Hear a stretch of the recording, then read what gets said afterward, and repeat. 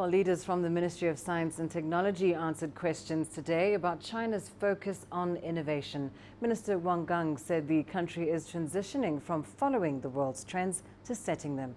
He added science and technology are key tools to supply-side structural reforms and to revitalizing rural areas. He also detailed plans from China's strategy to develop artificial intelligence. Now in China, a group of leading technology firms are emerging. Against this backdrop, some technology professionals have proposed a plan on developing AI technology. President Xi Jinping and Premier Li Keqiang have paid particular attention to this proposal. Relevant ministries have submitted a development plan for the new generation of AI. After deliberation, it was made public. This action plan is a systematic strategy at the national level, stressing integration of AI technology and socio-economic development. It follows the principles of technology first, as well as systematic planning, market leading, and open sourcing. Now, members of the National Committee of the Chinese People's Political Consultative Conference faced the media again at the Delegates Corridor on Saturday. They answered questions about education, judicial reform and healthcare. 上海中大学在过去20年是中国高等教育发展最快的大学之一。 We will pay more attention to quality education rather than expanding enrollment. We will strive to provide education that people are satisfied with, so that Chinese students do not have to go abroad for better education. We will contribute more to the development of the national strategy. For example, we will push for the implementation of China Manufacturing 2025 by developing ship engineering and artificial intelligence.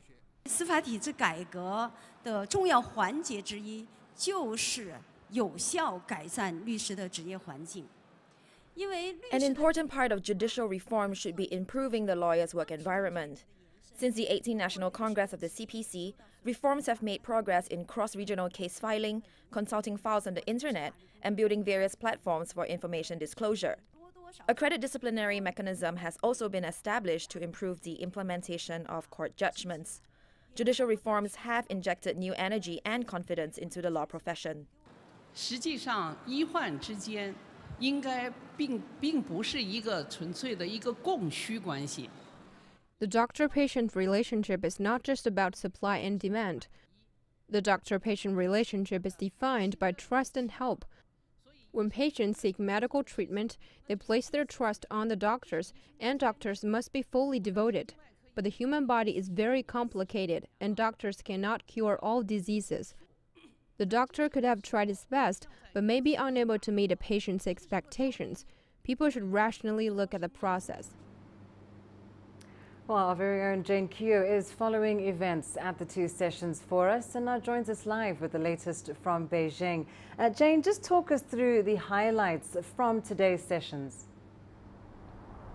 Well, Lindy, this morning, President Xi Jinping attended a panel discussion with deputies from Chongqing municipality. Now, Chongqing, the southwestern city, is an important, is a big deal, largely because it's one of the 4 municipalities that are directly overseen by the central government. The other 3 are, of course, Shanghai, Beijing, and Tianjin. It's also very important in the Belt and Road Initiative. And like you mentioned there, we've also heard from the Minister for Science and Technology, giving an overview of where the country is in terms of technology development. Of course, there's no doubt about the technology boom that's currently happening here in China. We've seen high-speed railways, we're seeing renewable resources and industries, and what he talked about, artificial intelligence, which the government, by the way, hopes will play a major role in the country's economy by 2020. Now, of course, the minister says that technology is changing the lives of the Chinese people, and we are seeing that. And he also says that since 2012, about 20 million companies have been established,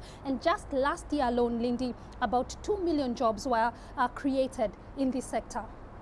Well, Jane, it is 1 week today since the opening of China's political season. What would you say are some of the main developments from the two sessions so far that viewers beyond China should be paying attention to? Well, one has got to be the fact that China set its 2018 GDP growth rate at about growth target at about approximately 6.5%. Now that approximately makes the major difference here, because it simply shows that even if the government does not attain this, it will still manage the situation. Now 6.5 is about 0.4% lower than in 2017, much lower than in previous years, which goes to show that indeed the economy is slowing down now. And China is of course the world's second biggest economy, and as the world's second biggest economy, it is a major consumer of almost everything. So whatever happens here will most likely affect economies of other nations. Now of course Chinese officials say that they are more concerned about the quality of growth rather than the figures. Now another major issue that came out this week at the NPC had to do with the military and military spending. $175 billion being set aside in the budget this year alone as China seeks to build a stronger military, and it's undergoing what it calls a modernization process, increasing its sophistication and its reach. Now on the sidelines, we also had yesterday from the Chinese, on Thursday rather, from China's Foreign Minister Wang Yi, who talked about the upcoming FOCAC summit. That's the Forum on China-Africa Cooperation, which will be happening in September here in Beijing. And one of the issues that will be on the table will be the Belt and Road Initiative, which is pretty much important for almost all countries around the world as China seeks to open up for economic development and trade. Lindy? Sounds like so much has happened over the past few days, and indeed plenty more to come from Beijing. Thanks very much, Jane Keo.